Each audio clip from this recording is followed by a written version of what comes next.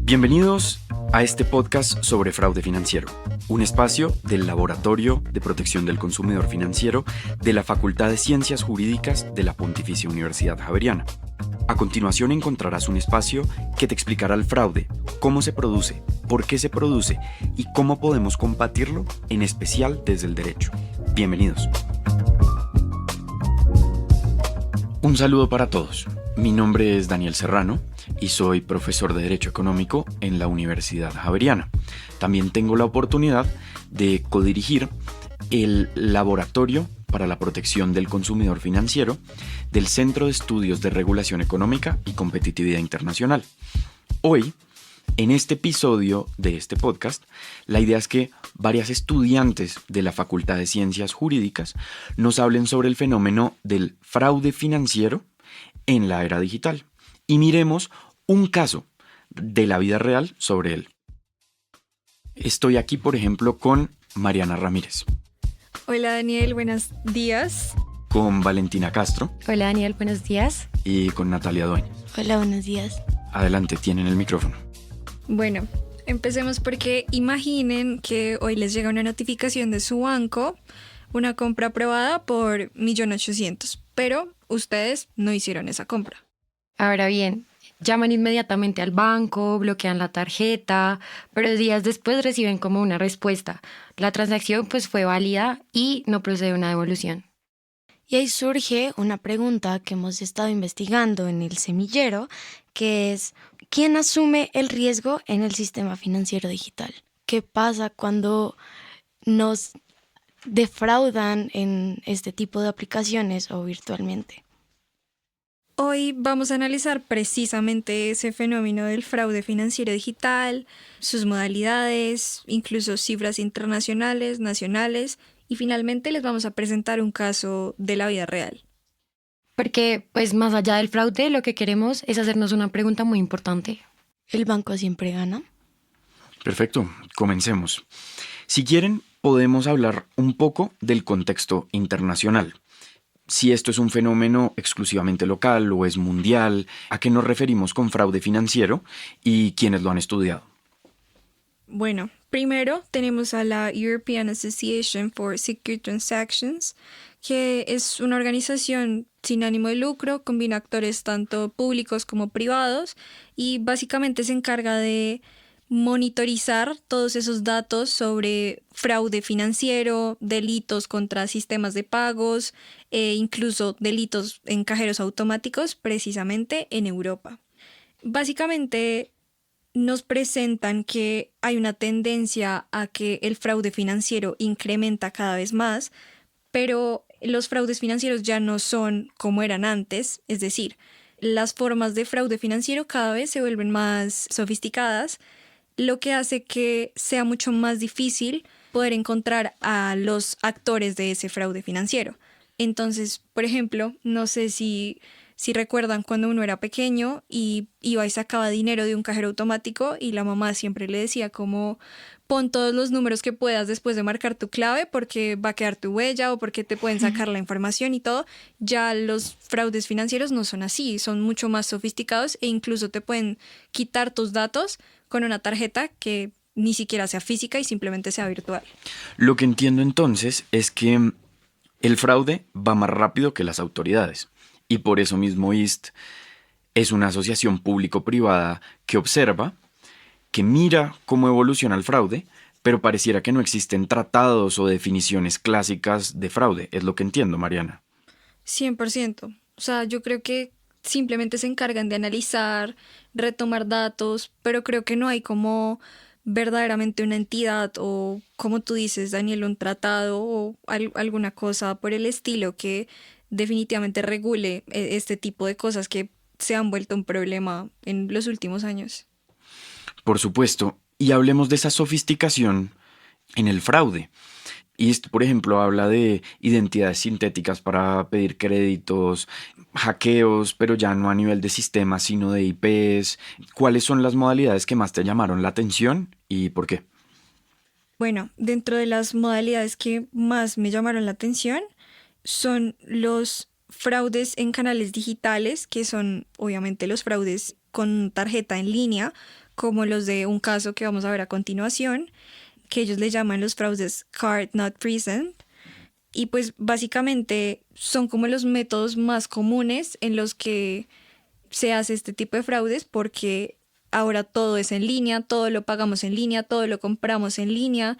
Entonces, mediante esa red, creo que se le ha facilitado mucho a las personas que cometen este tipo de actos, pues cometerlos. Es decir, para concluir tu intervención, está de moda el fraude digital y puntualmente sin tarjeta. Y eso no es una preocupación local, sino mundial. Ahora, valdría la pena mirar en Colombia qué es lo que está sucediendo y las cifras de esos fenómenos que tú nos describes. Tengo entendido que Natalia estudió un poco de eso con la lectura de un informe. ¿O es Valentina? Valentina. Valentina, adelante. Bueno, pues en cuanto a eso, hemos sacado algunos datos del TransUnion, en donde pues por lo general nos están diciendo que casi 3 de cada 10 personas han sufrido o han perdido dinero por este motivo de fraudes. Entonces, por lo general, los delincuentes ya no están buscando cómo robar tus datos, sino que lo que buscan es robar los datos correctos. Entonces, pues por lo general los estafadores ya no necesitan pues hackear tu computador, sino que a veces solo necesitan o con que tú contestes solamente una llamada, con eso recoger tus datos. Además de eso, pues el fraude pues siempre, por lo general hemos pensado que entra por tu computador y pues muchas veces entra por tu celular. Al igual, pues si te llaman haciéndose pasar por tu banco o suenan muy convincentes, pues no es casualidad, por lo que pues muchos ya tienen parte de tu información. Entonces, este informe, pues lo que vino a resaltar sobre todo fue como la preocupación de pues la mitad de las personas que no saben que fueron objetivo de una estafa. Claro, y ese informe es muy interesante porque lo produce TransUnion, que es un operador de datos. Es básicamente el trabajo de TransUnion es almacenar qué personas incumplen con sus obligaciones financieras. Tiene todo el sentido del mundo que saquen un informe de fraude porque seguramente muchas personas están reportadas por ese fraude. Y claro, pues es un actor que le interesa como conocer qué tipos de fraude hay. Hablando de eso, ¿qué dice ese informe sobre los tipos de fraude? ¿Cuáles son los más comunes? ¿Qué cifras son impactantes? Bueno, pues por lo general la apropiación de cuentas pues engañan con un mensaje o con una llamada. Luego usan esa información para entrar a tu cuenta como si fueras tú. Entonces esto es como si copiaran la llave de tu casa y pues que pudieran acceder literalmente a todas tus cuentas. Entonces, este informe nos demuestra que cada 3 de 10 personas en el mundo perdieron dinero por fraude en el último año. Al igual, hoy pues la seguridad ya no es solo la protección, sino que es reputación. Y pues siempre una empresa no protege bien, si una empresa ya no protege bien los datos, pues simplemente tú te vas con otra. O sea, tienes un montón de opciones para elegir en el mercado. Al igual que pues la confianza digital pues se convirtió pues en una ventaja que es competitiva, como pues hablábamos con Mariana. Entonces sí es importante esto y lo resalta mucho en el TransUnion. Ok, para concluir como esta intervención sobre el reporte, ¿qué rescatas de ese reporte y qué lecciones nos dejan? Bueno, pues el fraude no está creciendo en cantidad, sino que está creciendo en inteligencia. Al igual que el mundo digital y la identidad es el nuevo dinero. Y pues proteger nuestros datos hoy es tan importante como cerrar la puerta de nuestra casa. Exactamente. Yo creo que después de una leída de ese informe, también me queda la misma sensación. De hecho, ese informe dice, por ejemplo, que el 42% de los colombianos no confían en la seguridad de sus datos personales. O, por ejemplo, que al menos 2 de cada 10 personas están en riesgo de sufrir algún tipo de fraude, como los que ya hemos visto acá, tanto con Valentina como con Mariana. Excelente, entonces estudiemos ya el fenómeno del fraude como tal, las modalidades. Siento que hemos descrito un problema que está atravesando el mundo en un entorno digital, pero sería bueno mirar las modalidades en concreto. Natalia, ¿qué tienes para decirnos? Bueno, entonces, para hablar de las modalidades de fraude, tenemos que hay varias, pero las tres principales son el smishing, el vishing y el phishing. Suenan muy parecidas, o sea, suenan casi igual, pero tienen diferencias entre cada una. Y son esas modalidades por las cuales obtienen lo que ya habíamos hablado, tus datos, las llaves de tu casa, como dijo Valentina. Entonces, la primera modalidad es el smishing, con SM. SM de smishing es por la SMS abreviación de mensaje de texto. Ajá, de mensaje de texto en el idioma inglés. Entonces, es todas aquellas estafas que te llegan por mensaje de texto. No sé, digamos, Mariana, a ti te han llegado, digamos, la factura de Claro, o cuando estás intentando acceder, no sé, a Netflix y pierdes tu cuenta, te llegan, ¿no? Sí, incluso que día me llegó una factura de Claro y yo soy Movistar, o sea, nada que ver, Era smishing. en 100%. efecto. Pero el problema es que suenan como muy convincentes, o sea, lo que dijo Valentina también, antes era como, ay no, te regalamos 100,000 pesos, la gente ya no cae en eso. Ahora se ha vuelto más sofisticado, ahora ya ni siquiera los mensajes tienen horrores de ortografía, sino ahora están bien redactados y bueno, básicamente esta modalidad la vamos a ejemplificar con Samuel. Samuel, ¿por qué? Para que se acuerden que ese es de smishing. Entonces, Samuel está tranquilo en su casa y de la nada le llega una notificación en el celular, un mensaje de texto. Y le dicen, tu cuenta de Netflix ha sido suspendida por un problema en el pago, no sé qué, accede a este link. Y es un link que parece normal. Lo que hacen en esta modalidad es abreviar ese link para que sea como seguro y la gente entra. Es una página de Netflix normal, pero no es la página oficial de Netflix. Entonces, lo que hace es digita todos sus datos. Pues obviamente Samuel quiere llegar a ver Netflix a su casa y digita toda su información a ver qué fue lo que pasó con el pago. Cuando está digitando esa información, le están robando esa información por medio de ese mensaje de texto que lo lleva a un link. Entonces, aquí lo que utilizan es esa urgencia, así como tenemos que pagar el Netflix ya, entonces le roban sus datos por ahí y luego pueden utilizar esos datos para algo más grave, que no sea solo robarle el Netflix y ya, sino la cuenta de banco, otras cosas. Luego tenemos la segunda modalidad, que es el phishing, con B. Entonces, para eso tenemos a Víctor. Víctor está en su casa, digamos que Víctor está buscando trabajo. Y ustedes saben que siempre que uno busca trabajo, de hecho creo que a Mariana le pasó que día, ¿no?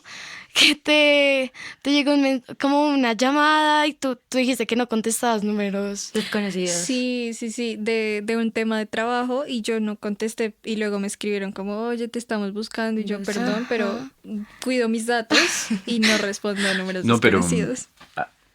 ocurre que, por ejemplo, cuando ustedes ingresan, por ejemplo, a la Javeriana, aceptaron la política de tratamiento de sus datos.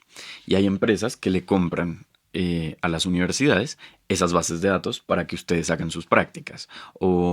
Es decir, pues este mundo ya fluye tan rápido que uno no sabe si eso es cierto o no es cierto. Yo tengo amigos que los han contratado así, con llamada, mire, nos enteramos que usted ya terminó materias, quiere entrar a una farmacéutica y allá están y la farmacéutica existe.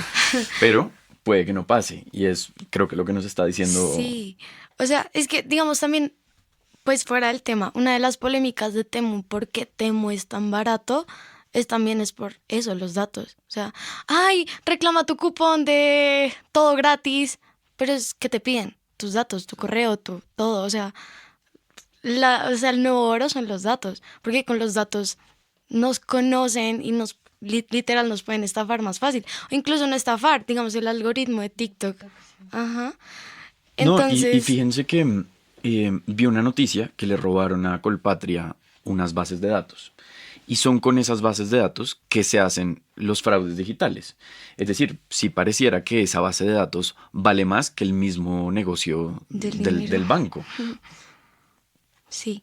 Bueno, volviendo al phishing, entonces, pues yo no contesto, pero supongo que cuando salgamos al mundo laboral, pues nos van a tener que llamar. Pero el phishing entra por ahí, por el teléfono, por una llamada en la que un funcionario súper amable te dice como, no sé, digamos, Víctor, hola, te hablo de la central de tu banco, Bancolombia, digamos, y nos llegó una notificación de que intentaste comprar algo en algún lugar. Para cancelar esta transacción necesito que me des los 6 dígitos que te acabamos de enviar por el mensaje de texto. Pues esos 6 dígitos son literalmente que ellos ya tienen tus datos, están intentando comprar algo y esa seguridad como que tú les estás dando el dígito para que puedan acceder. Entonces como que burlan esa seguridad contigo mismo, o sea, tú eres el mismo cómplice de tu robo. Y, o sea, sí, te asustan con un robo inexistente para robarte, básicamente. Ok. Y por último está el phishing con PH. Y esta ya entra por correo electrónico. Entonces, pues a nosotros nos llegan correos de todo lado, lo mismo. O sea, uno a veces ni siquiera se da cuenta cuando se inscribió a esto. O sí, como que, no sé, digamos en YouTube siempre te piden como, te voy a dar una guía gratuita, solo dame tus datos. Como que todo eso termina en tu correo electrónico.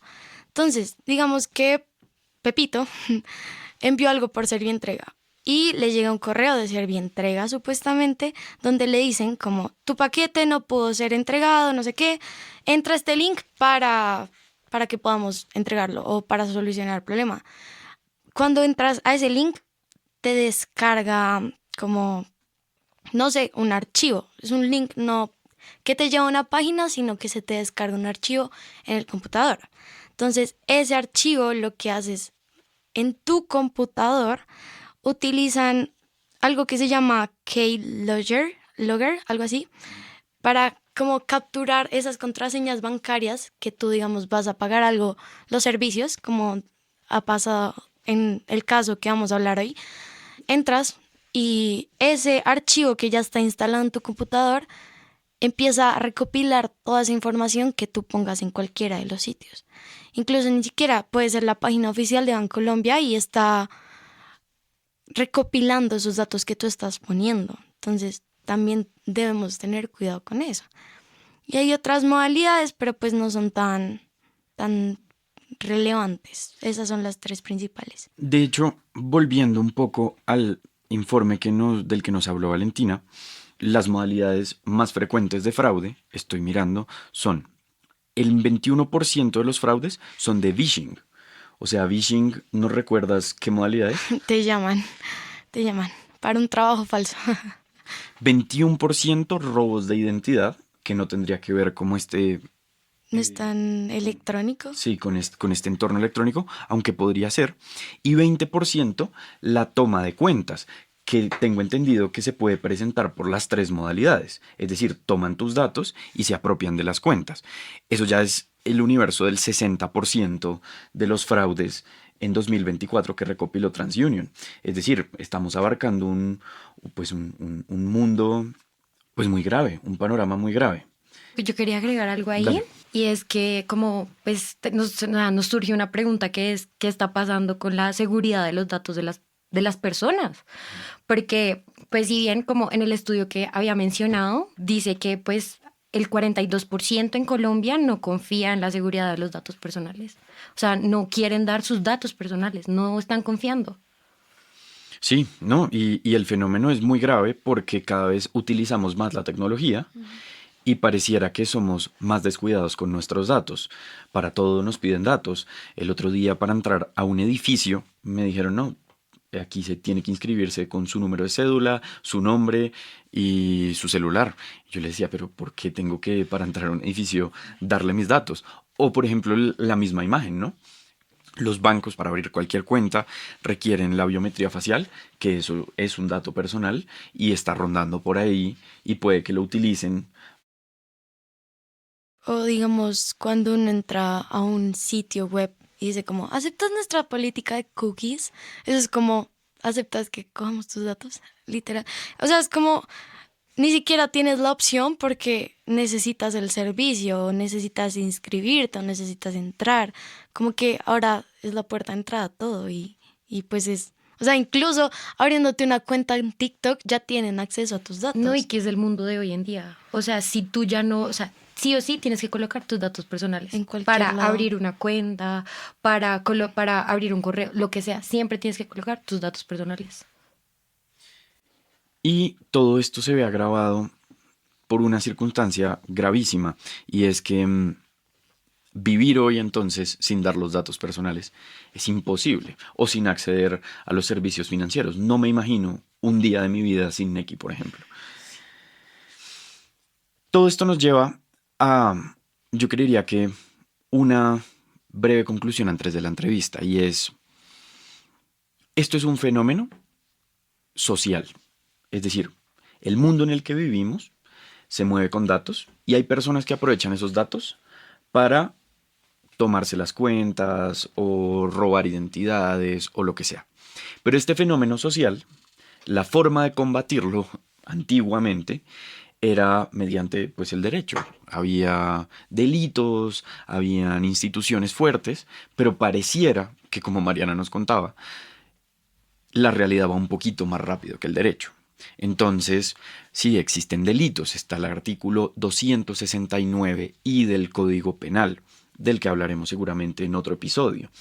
Pero ese delito, o esa capacidad de respuesta a ese delito, pues es muy reducida para la vida, para los casos. No sé si antes de la entrevista tengamos datos sobre cuántas cuentas o cuántos millones se perdieron, para hacernos a la idea de por qué el derecho va un poquito más rezagado que esta descripción de la realidad que estamos haciendo.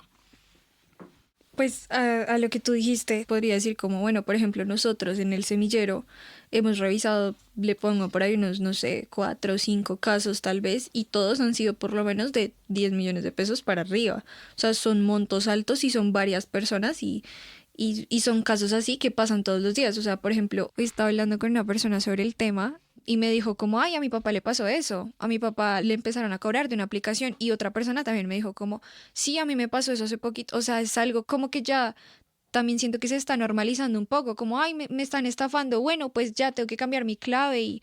Pero ¿qué pasa detrás de todo eso? O sea, yo creo que hay un problema estructural, y eso viene también, yo creo que desde los bancos, desde todo el tema de recoger la información, de esa seguridad, de esa responsabilidad de ellos de tener que guardar la información, como qué es lo que está pasando ahí detrás.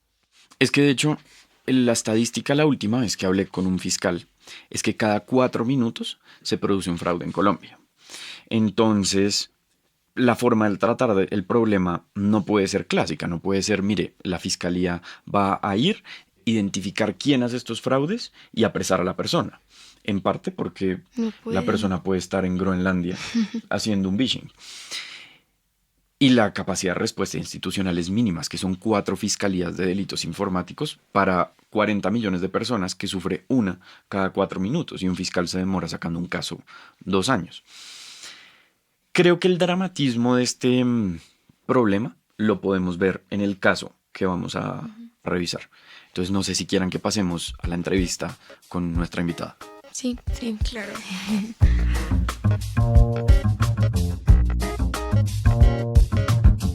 Bueno, estamos con Aída Mercedes Rodríguez Ortega, quien fue víctima de fraude financiero. La idea es que Aída nos cuente un poco de su caso y las consecuencias que ha tenido para su vida. Aída, le tengo una primera pregunta. Para quienes no conocen su historia, ¿qué fue exactamente lo que le ocurrió con su cuenta de ahorros? Buenos días, gracias. Pues a ver, un día, el 26 de febrero del 24, yo estaba en las horas de la noche pagando un servicio, como siempre lo hago, por mi computador y directamente desde la empresa de gas.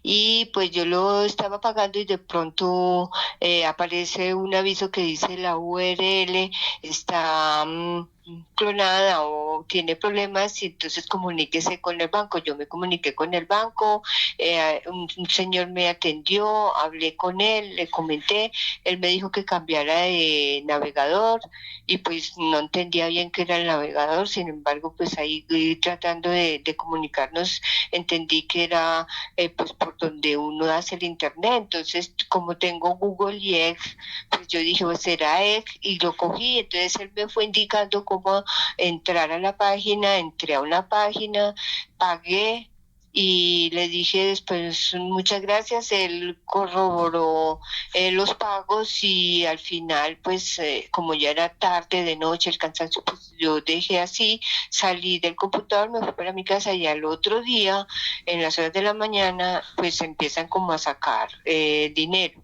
Claro, pues que yo digo que fue a raíz de eso, pero hubieron otros hechos antes de ese evento. Aida, unas preguntas para que usted conteste de forma concreta. Creo que nos queda muy claro el contexto de su fraude, qué le ocurrió, cómo se ha sentido, pero me gustaría que yo le hiciera unas preguntas y me respondiera lo primero que se le viene a la cabeza. Un poco en una modalidad como de contestarnos, ¿no? Yo pregunto, usted contesta, yo pregunto, usted contesta. ¿Está lista? Perfecto. Listo. Sí, señor. Lo primero, ¿qué explicación le dio el banco? Muy rápido. El banco, lo primero que dijo era que ellos no tenían la culpa, que la culpa era mía. Y que era yo la que tenía que estar pendiente de los movimientos. Esa fue la explicación que me dio, y que ellos no, pues no respondían porque no, que ellos se habían dado cuenta y que ellos habían investigado y mirado, y que no, que había sido del IP y de mi computador. Eso fue lo que me dio. ¿Nos recuerda qué entidad bancaria fue, por favor? La vivienda como... Listo. ¿En cuánto tiempo creía que se iba a resolver el problema? No, yo creí que unos 2 o 3 meses, pero ya vaya a cumplir un año en que ni siquiera he podido resolverlo. Y Aida, ¿qué cree que debería cambiar en el sistema, o más bien en la relación banco-consumidor, para que otras personas no pasen por lo mismo que usted está pasando? ¿Qué debería cambiar? Esa forma tan impersonal que el banco tiene. Bueno, yo claro que yo soy de las personas ya de edad, y pues antes los bancos eran más amigables. Usted tenía contacto con el gerente, usted conocía al cajero, lo orientaban, lo ayudaban. Ahorita uno es el signo plata para ellos, el signo de billete para ellos, porque uno es el que pone la plata ya para que ellos hagan todos sus negocios, ganen bastante, pero a uno le pasa algo y no le responden. Por supuesto, Aida. Voy a hacerle unas preguntas también muy puntuales que podremos utilizar como para contextualizar su caso. La primera, cuéntenos su nombre completo y a qué se dedica. Mi nombre es Aida Mercedes Rodríguez y tengo una crepería restaurante. Listo. ¿Qué productos financieros tiene usted y con qué bancos? No, solamente pues con la vivienda, porque no lo he soltado hasta que ellos me respondan. Listo. ¿Qué productos tiene con la vivienda? No, solamente las cuentas, una cuenta de ahorro ¿Y para qué utiliza esa cuenta? para poder pagar mis compromisos, mi arriendo, mis servicios, mis proveedores. Para eso la utilizo. Listo. Generalmente es para eso. Y usted fue víctima de un fraude en esa cuenta, ¿correcto? Sí, señor. Listo. Cuéntenos muy brevemente qué le pasó y cuándo le pasó. Fue el 26 de febrero, empezando el año 2025. Venía con toda la fuerza para trabajar, para mover mi restaurante, para hacer el dinero pues que necesito, que requiero para con mis compromisos, y me sacaron la plata, me sacaron la base de mi trabajo. Listo. Por Y último. pues ha sido muy difícil recuperarla porque todo se ha complicado. Claro, por supuesto. Por último, ¿cree que el banco la ha atendido de manera personal o que se ha tomado su caso en serio? No, no me ha atendido ni personal ni ha tomado mi caso en serio. Pues personal no, porque yo voy y hablo con los asesores y los asesores le dicen a usted una cosa y después resulta que es otra. Directamente con las personas encargadas de hacer la investigación nunca he tenido contacto ni sé quiénes son. Escriben los nombres en las cartas que contestan igual todo el tiempo, pero pues no he tenido ningún contacto con ellos. Aida, una última pregunta y no tomo más de su tiempo. Cuéntenos, por favor, cuáles fueron los daños que usted sufrió. Específicamente, cuál fue el monto del fraude y qué consecuencias ha tenido la sustracción de ese monto. El monto fueron 12 millones.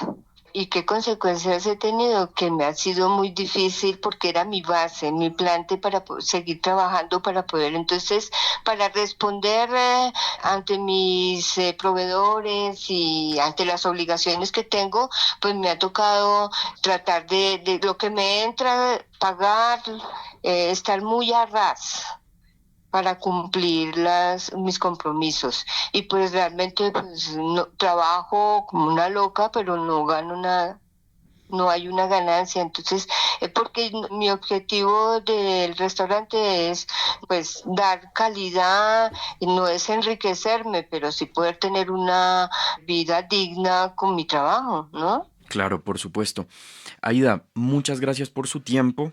Si quiere despedirse o decir algunas palabras finales, yo creería que valdría la pena nombrar su restaurante. Adelante, tiene el micrófono. Pues muchas gracias por escucharme y pues mi expectativa, como le comento, es que mi abogado me ayude a salir en este caso y poder recuperar lo perdido. El restaurante es Creperie Bonaparte, es especializado en comida francesa. Bueno, ha sido una lucha porque nos ha tocado motivar a los clientes a que conozcan la gastronomía y la cultura francesa.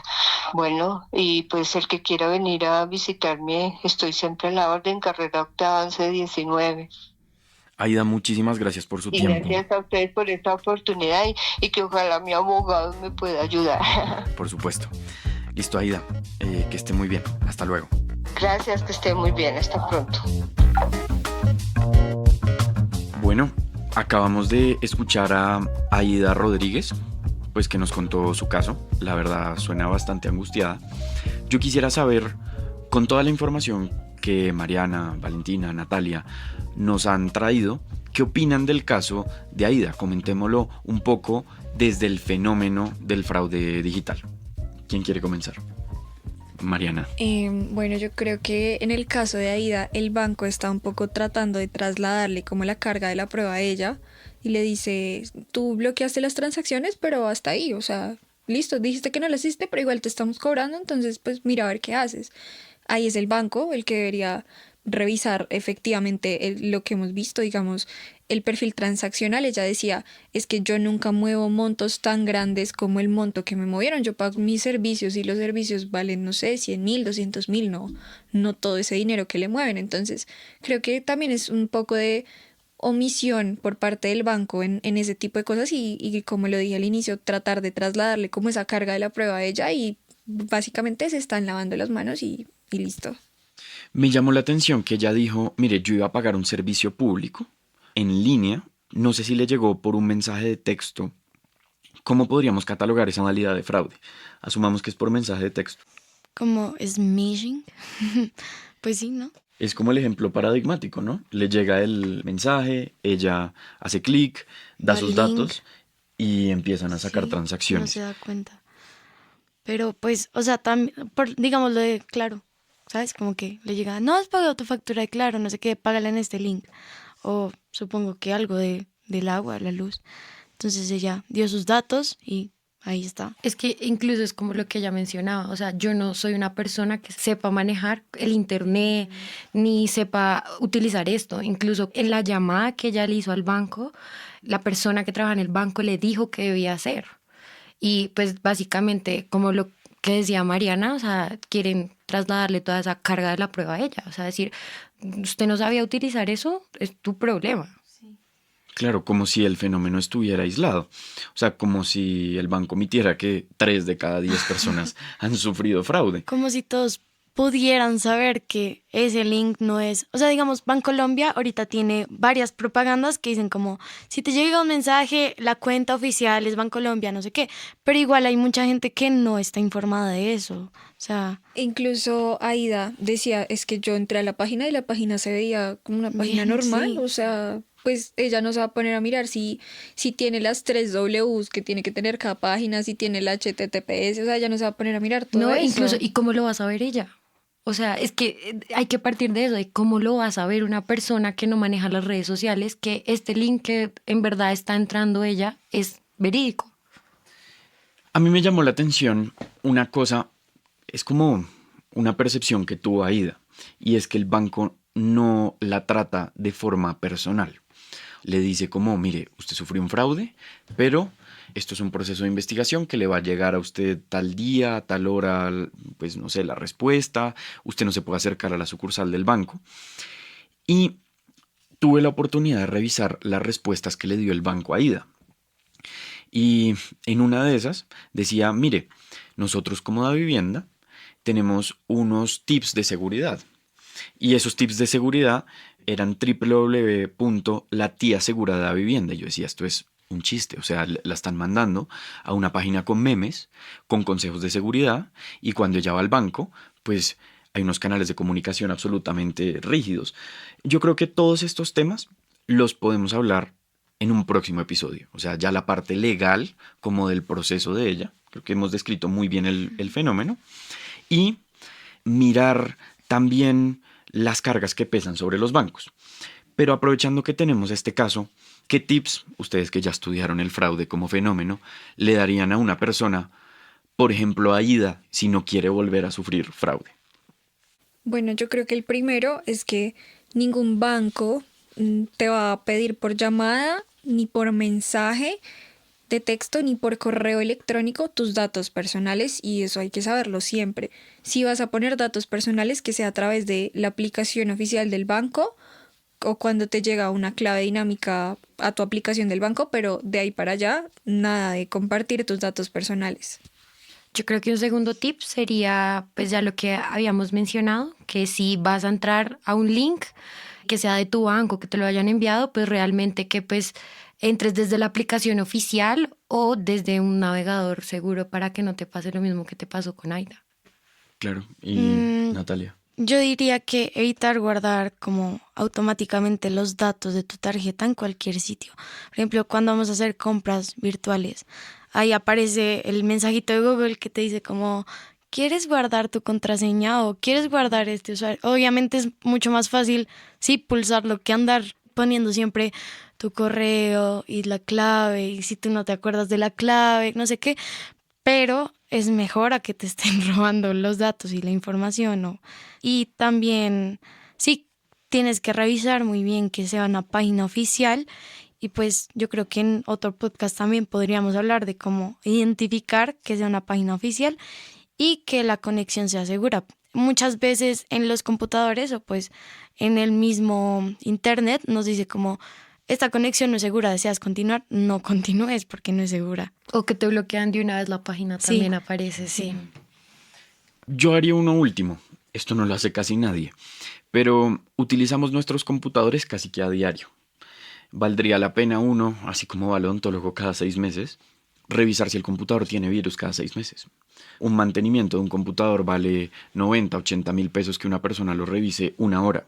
Y esos 80 mil pesos pueden evitar, por ejemplo, los virus o los programas de los que hablaste que capturan los datos. Creería que ese es un tip muy bueno. Y el celular. Guardamos mucha basura. Descargamos muchas cosas. Total. Yo igual quisiera agregar algo, y es que, ok, sí, estas son medidas de prevención razonables, son tips, pero yo creo que eso no significa que el consumidor automáticamente tiene que Asumir la asumir culpa. cualquier cosa que le pase, haya o no haya sido pues su culpa. No creo que, o sea, sí tiene que tener unos cuidados, todo, pero no creo que automáticamente por eso el banco tenga que decir, sí, pues como no seguiste esto, ya respondes tú por todo lo que te acaban de robar. Yo siento también que es como que el banco, en vez de luchar contra la persona, debería unirse con la persona para luchar contra el criminal.